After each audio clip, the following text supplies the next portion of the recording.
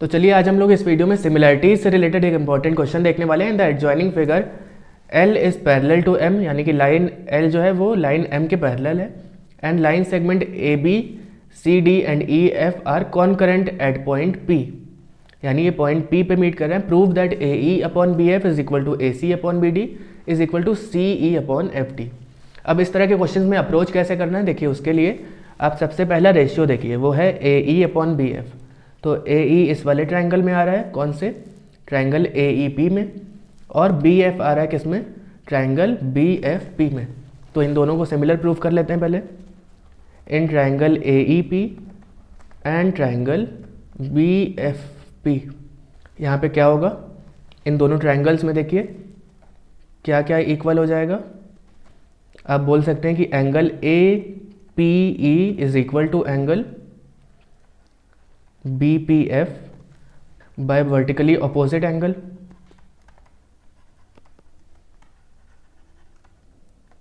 इसके अलावा angle PAE will be equal to angle PBF, और ये दोनों क्यों इक्वल होंगे, ऑल्टरनेट एंगल्स हैं क्योंकि।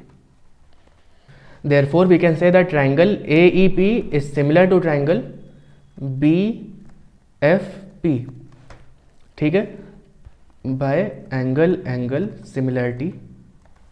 तो अगर दोनों ट्रायंगल सिमिलर हैं, सबसे पहली बात तो आपको यहाँ पे ऑर्डर सेम लिखना होगा, अच्छे तरीके से ऑर्डर लिखना होगा, नहीं तो फिर गलत हो जाएगा रेशियो। तो यहाँ पे देखिए एंगल A एंगल B के बराबर था, इसीलिए हमने A को भी आगे लिखा है और B को भी आगे। एंगल P और एंगल P बराबर है, इसलिए लास्ट में लिखा है। मतलब ऑर्डर आपको हमेशा ध्यान देना होगा, क्योंकि हम जब रेशियो बनाते हैं तो पेयर्स में इस तरह से लेंगे। जैसे पहला रेशियो होगा AE अपॉन BF, दूसरा क्या हो जाएगा EP, और इधर क्या है FP, ऑलराइट। तीसरा क्या हो जाएगा AP और BP। तो ये हमें रेशियो मिल गया पहले ट्रायंगल से, इसको इक्वेशन 1 मान लीजिए। इसी तरह हम लोग प्रूव करेंगे दूसरा वाला, क्या है AC अपॉन BD।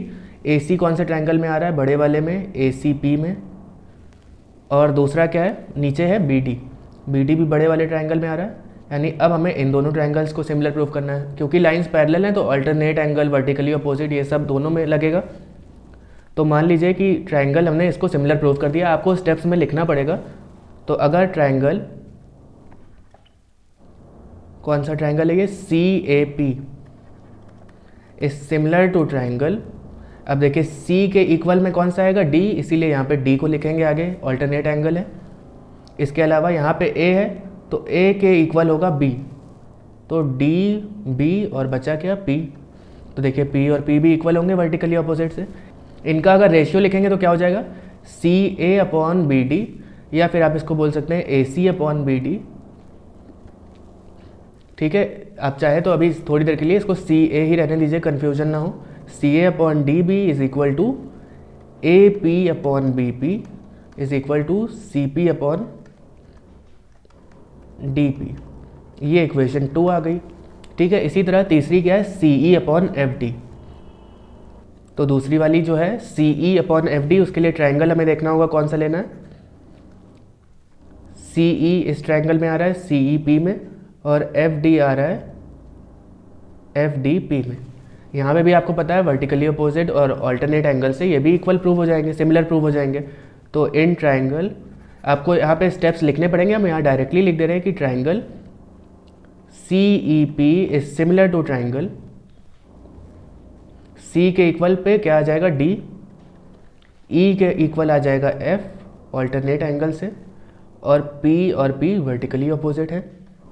तो देखिए ऑर्डर में लिख दिया। अब इसका भी रेशियो बना लेते हैं, CE upon DF is equal to EP upon FP is equal to CP upon DP। तो ये आपकी इक्वेशन नंबर 3 हो गई। अब 1, 2 और 3 को चलिए कंपेयर करते हैं। तो पहली वाली इक्वेशन है AE upon BF is equal to EP upon FP, हमें यहाँ पे मिल रहा है। इसी तरह देखिए यहाँ पे CE अपॉन DF में भी EP अपॉन FP मिल रहा है। CE upon DF is equal to EP upon FP।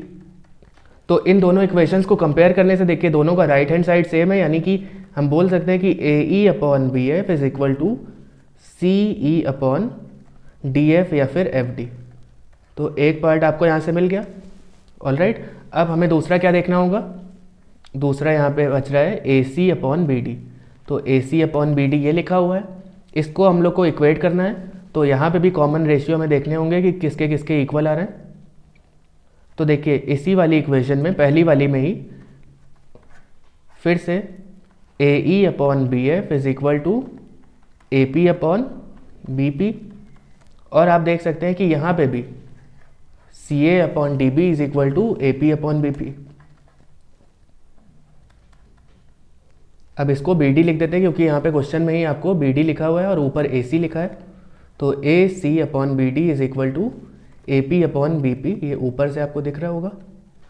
अब इन दोनों के भी राइट हैंड साइड सेम है, यानी कि A E upon B F हम बोल सकते हैं इक्वल है ए सी अपॉन बी डी के। अब फाइनली आपको देखना है इन दोनों इक्वेशंस में, यहाँ पे भी आपको दोनों के लेफ्ट हैंड साइड इक्वल दिख रहे होंगे। तो हम यहाँ से बोल सकते हैं कि A E upon B F is equal to C E upon F D या फिर डी एफ, कुछ भी कह सकते हैं इसको, will be equal to A C upon B D. तो फाइनली जो आपको प्रूव करना था वो आ चुका है।